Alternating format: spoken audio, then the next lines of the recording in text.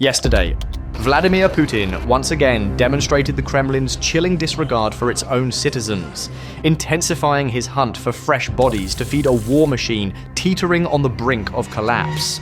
Last month, Putin signed a decree to drag another 134,000 Russian men into mandatory military service. The campaign, scheduled to run from October to December, targets men between the ages of 18 and 30 who are not currently in the military reserves. In reality, it marks the largest forced conscription in nearly a decade, a desperate attempt to plug the catastrophic losses from a war the Russian peoples increasingly refuse to fight. Although Russian constitutional law specifies that these conscripts serve for 1 year and are prohibited from deployment in active combat zones outside national borders, historical precedent and current battlefield conditions suggest these policies are often ignored. Reports from previous mobilization waves indicate that conscripts have been frequently pressured or redeployed to the front lines in Ukraine. Consequently, the official recruitment drive is being met with widespread resistance, leading to credible accounts of Russian authorities using coercive measures. Security forces have been documented conducting raids and detaining draft-eligible men from public spaces, homes, and workplaces to fulfill recruitment quotas.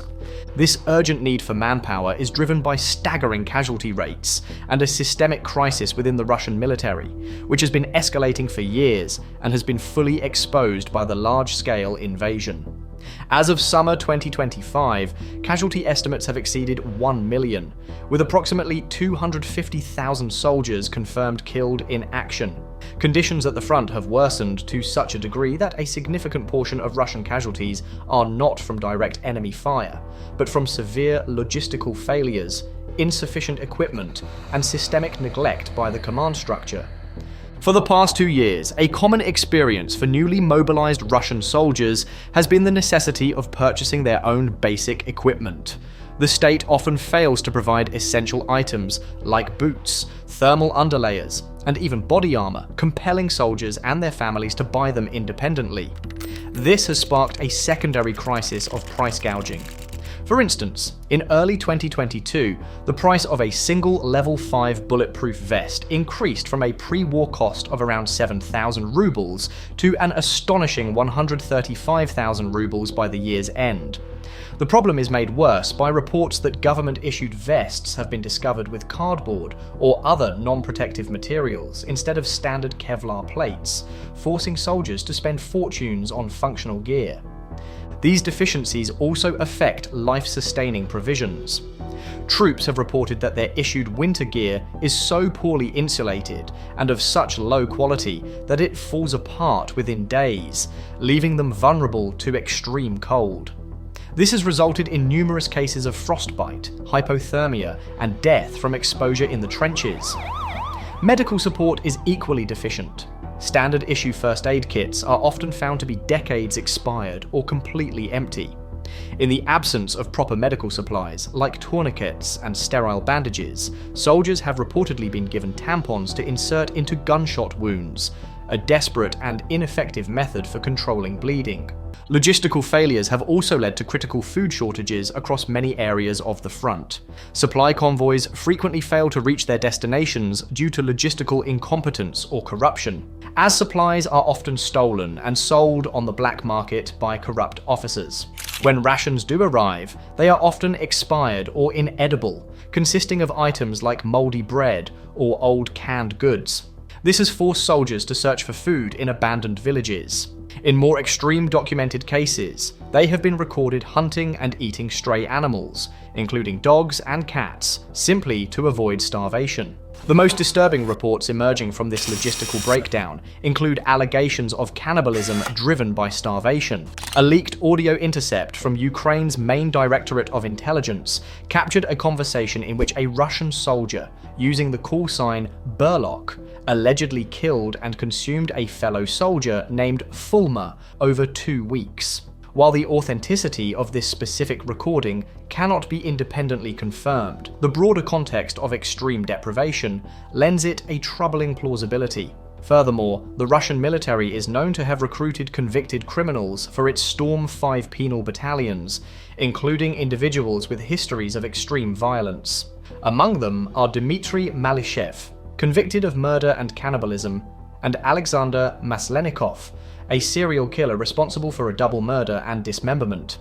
In another incident, Ukrainian forces discovered the site where approximately 80 Russian soldiers were trapped without supplies, finding Russian bodies with flesh and organs missing.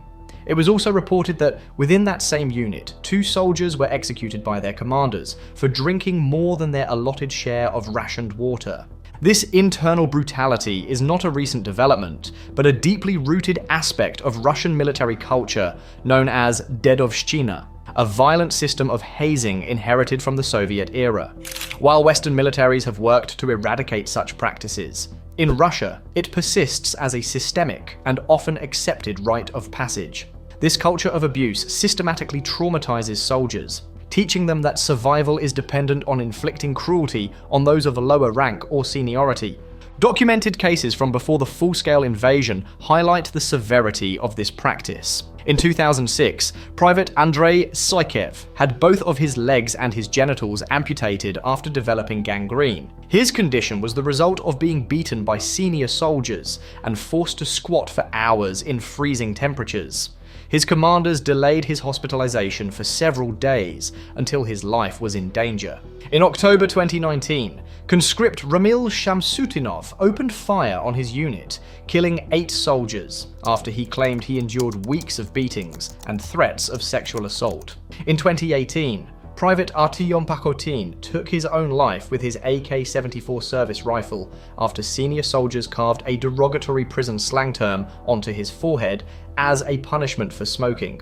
According to a 2018 report, over 1,100 military personnel were convicted of abuse of power charges, with 372 of those cases involving violence.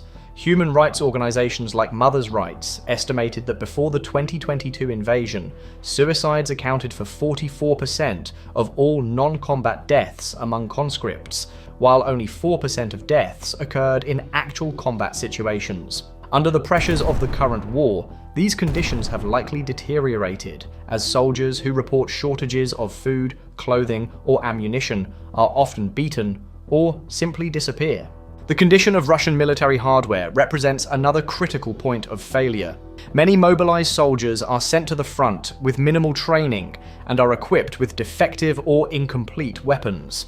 Leaked videos have shown entire units being issued rifles while in transit, only for them to discover that many were non-functional, missing essential components like springs and magazines, or had rusted barrels. This situation forces soldiers to take parts from multiple rifles just to assemble a few that work. The same problems affect heavy weapons units, where anti-tank systems, mortars, and grenade launchers are often defective or unavailable. As a result, infantry units are sometimes ordered to attack fortified positions with only small arms, leading to predictably high casualty rates. Even the supplied ammunition is often unreliable or inert. Investigations of captured or abandoned Russian positions have revealed artillery shell and other munitions filled with wood chips, plaster, or sand. These fakes were designed to match the weight and appearance of live explosives, but were incapable of detonating. This points to a deep-seated system of corruption where contractors, working with military officials, produce fake munitions to embezzle government funds. This endemic corruption is the primary cause of the Russian military's systemic decay. For decades, generals and defense officials have plundered military budgets.